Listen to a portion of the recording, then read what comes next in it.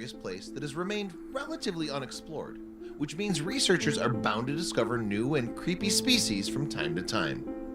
If one of these monsters that washes ashore is even remotely unidentifiable, there's always a lot of interest in what it may be.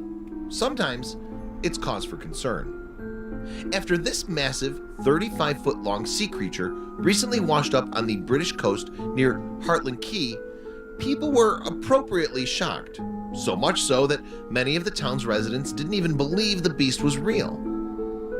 Residents of Hartland Quay in Devon, England recently had to warn the local government about a gigantic 35-foot-long sea creature that washed up on their shore.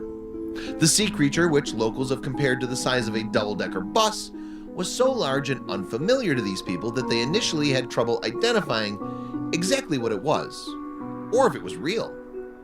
Sarah Stafford, who manages the local Hartland Quay Hotel and Pub, recalled having to alert the government about the massive animal. "We've reported it to the government on their specialist whale and dolphin hotline," she said in an interview. "It's huge, but it's definitely dead. We think it's a baleen whale."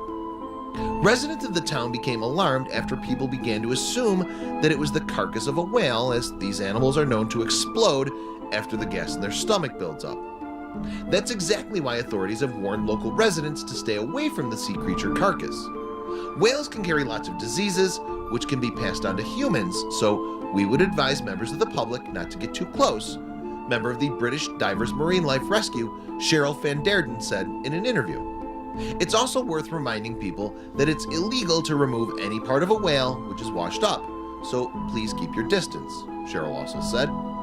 Cheryl was called to the scene to see if the whale was still alive or would be able to be moved. As she detailed in a post on Facebook, it was hard to arrive at the spot where the animal had landed.